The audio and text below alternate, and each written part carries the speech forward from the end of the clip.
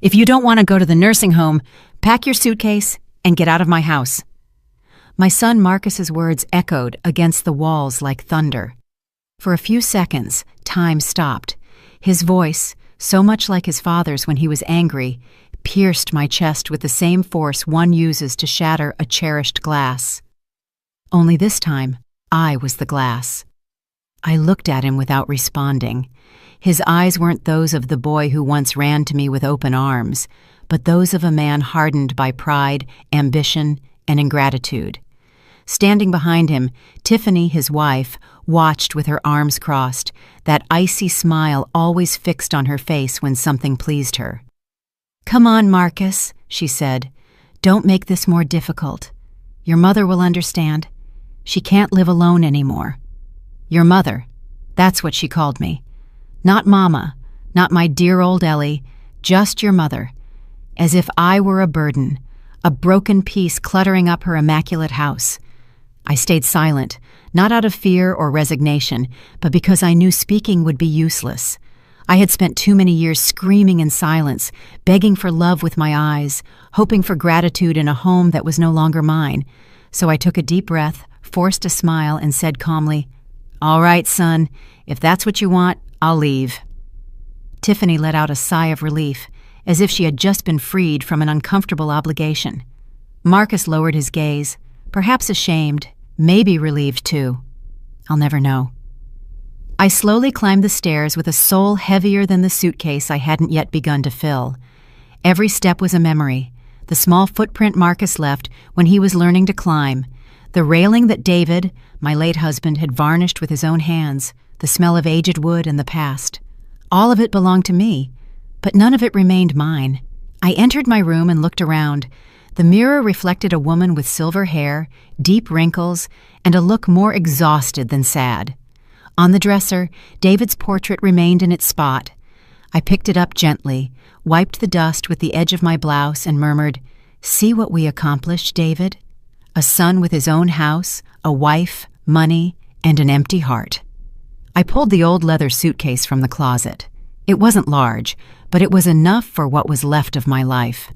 I folded each garment with an almost ritual calm. A white blouse, 2 skirts, the shawl my mother had knitted before she passed, and a pair of worn but clean shoes. At the bottom, I placed a small wooden box holding my costume jewelry and the letters David wrote to me when we were young.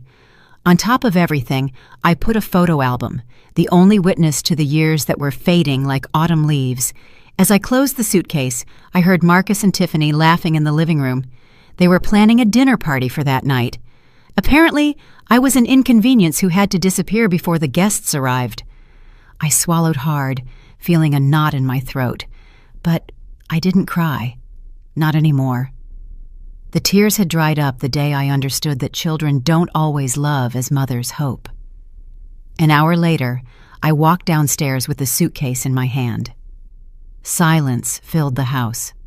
Marcus stood by the front door, avoiding my eyes. Tiffany, however, wore that expression mixing fake compassion and satisfaction. "Do you have everything, Mom?"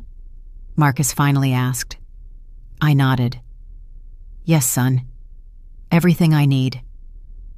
"The car will take you to the facility. I already spoke with the administrator. It's a nice place. You'll like it."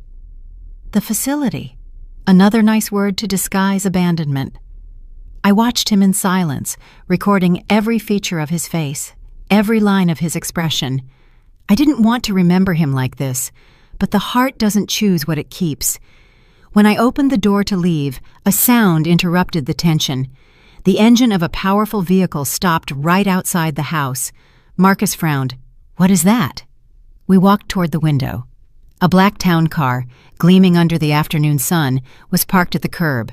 The chauffeur, in a dark suit and gloves, stepped out and walked toward me. "Mrs. Eleanor Johnson?" he asked respectfully. "Yes, that's me." "I've come to pick you up. Mr. Elijah Sterling asked me to escort you." The color drained from my son's face. "Elijah Sterling?" he repeated incredulously. "Yes, sir," the chauffeur replied. "He said the madam would know what it's about." I smiled softly. I remembered that name. A man from my past who had marked my youth with tenderness and promises I couldn't fulfill. Fate, capricious as always, brought him back just when life was trying to erase me. Marcus looked confused. Tiffany's mouth was open. "What is going on, Mom?" I picked up my suitcase, took a deep breath, and replied, "Nothing, son. It's just that the assisted living facility waiting for me is much bigger than you imagined." The chauffeur opened the limousine door. Before stepping inside, I turned to Marcus. "Take care of this house. One day you'll understand what you lost." I crossed the threshold without looking back. The sun hit my face, and the wind moved my silver hair. For the first time in many years, I didn't feel old. I felt free. The car door closed, and the engine started with a soft roar. As we pulled away, I saw my son in the rearview mirror, paralyzed on the sidewalk, watching his mother disappear inside a limousine he never could have imagined. I smiled calmly. Fate had just taken its first step. The limousine moved slowly down the road, leaving behind the neighborhood where I had lived for the last 3 decades of my life. I stared out the window without blinking, watching the trees blur and the small houses grow more distant, like memories fading into the distance. The silence inside the car was so deep, I could hear the beat of my own heart. The chauffeur, a man with gray hair and impeccable manners, watched me in the rearview mirror. "Mr. Sterling asked me to take you directly to his residence," he said kindly. "He's very eager to see you." I nodded without saying a word. My throat was tight, as if years of unshed words were stuck there. Elijah Sterling. It had been more than 40 years since I'd heard that name. I loved him when I was 22, a time when life still seemed generous and love was a certainty. But poverty, responsibilities, and irreversible decisions pulled him away from me.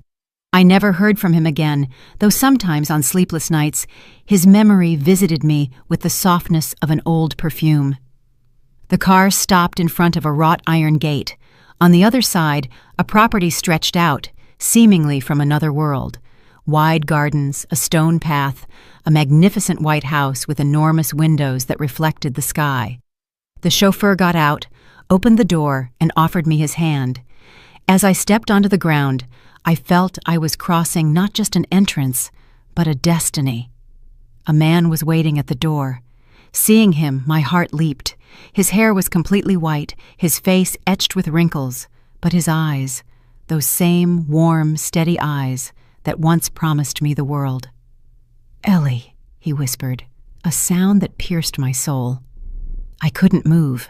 I just looked at him, trying to recognize, through the shadows of time, the young man who once gave me a flower at the community fair and told me my smile was the most beautiful thing he had ever seen. "Eli," I finally replied. We stood looking at each other for a few seconds, as if the past weighed heavily on us, yet without regret. He took a step toward me and hugged me. Not a hug of passion, but one of recognition, the kind that says, "Finally." "I searched for you for years," he said, his voice trembling. "Why, Eli?" I asked softly. "Time already took care of keeping us apart." "Because there are things time doesn't erase. I heard what happened with your son. I saw the whole thing on the country club newsfeed. A neighbor of mine mentioned it, and when I heard your name, I felt fate knocking on my door again." I lowered my gaze, ashamed, not for having been thrown out, but for the pain of knowing someone else had witnessed my humiliation. He took my hand.